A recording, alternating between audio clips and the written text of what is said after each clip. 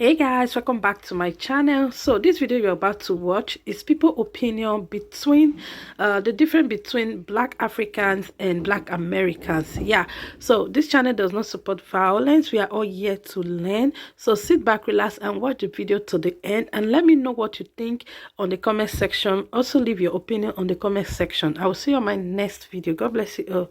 Bye. You said Africans do not look like Black Americans. Sorry.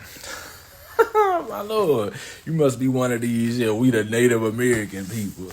Let's examine the files, In the left-hand corner, we got a Senegalese sister in Young Miami. Yeah, my Lord, the city girls. They definitely look like they could be family. In the right-hand corner, we got my older brother and some Yoruba brothers and also a Edo bus. Yeah, he definitely looked like a southern Nigerian. In the left-hand corner to the bottom, we got Gucci Mane and Sunday Igboho, the leader of the Yoruba Oduduwa nation. Yeah, they definitely favor each other, look like cousins or brothers. All the way at the bottom, we got DJ Quick and a Fulani. Definitely look like family. To the right, we got, bro, y'all look crazy, bro. That's Young Dolph and some other Fulani brothers, bro. They definitely look alike. And in the middle right there, we got my homie Muddy Boy Tony and a brother from Cameroon. Yeah, they look like twins, yeah. So, my Lord, yeah. African Americans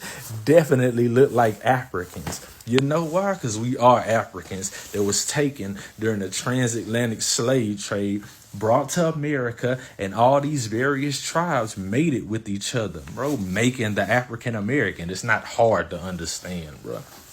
Y'all just be looking at the wrong Africans, bro. You think every African look like Julius Malema. I know, bro. You got light-skinned Africans, dark Africans, brown-skinned Africans, and everything in between. My Lord. Cut it out. We definitely look like Africans because we are Africans in America. That's why we call it African American. Why Congo Square was in New Orleans. My Lord. That's why we make jambalaya. It ain't hard to get.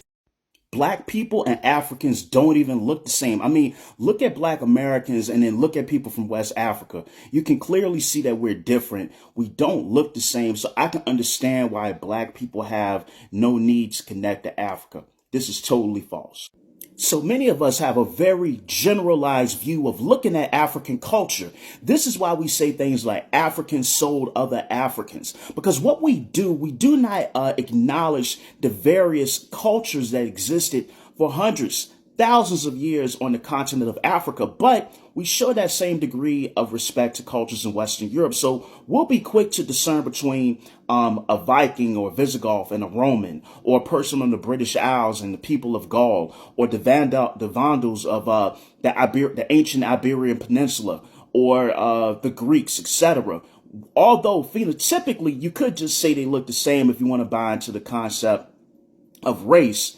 But we acknowledge the difference in culture, but it seems like we don't extend that to West Africa. Like we wouldn't be willing to look at a person that's Mende and discern between them and a Wolof. We won't look at a person that is Fonte and discern between them and somebody that's Igbo. We won't look at somebody that's Hausa and discern between them and maybe a hunter-gatherer like, the Hadza people. We're just looking at it black and phenotype. And even with phenotype, we get it wrong. Because if you look at people like the Nuer of Sudan, their phenotype is definitely different from the people of Aswan in Egypt, versus the people in Uganda, versus a lot of the groups in Uganda, excuse me. So there's a lot of difference in phenotype. Africa has a polytypic phenotype, just like many Black Americans are going to look vastly different from one another. So it's something that we have to question, because I think when we say Black people don't look like Africans, we kind of buy into a racist narrative of just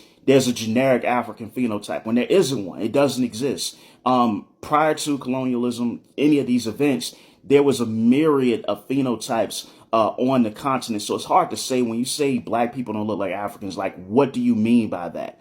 And also it can open the door for a lot of crazy, wonky theories like people are Israelites or indigenous, but that's a whole different conversation. So Africans have a polytypic phenotype. Black people have a polytypic phenotype. We're not a monolith. Let me know what you think in the comments below. Peace. Is it just me, or have you noticed there's a huge difference in dating Black American men and African men? I like to think of myself as the honorary president of the Black American Princess Association, BAPA. And this is an official statement that Black American men need to get it together.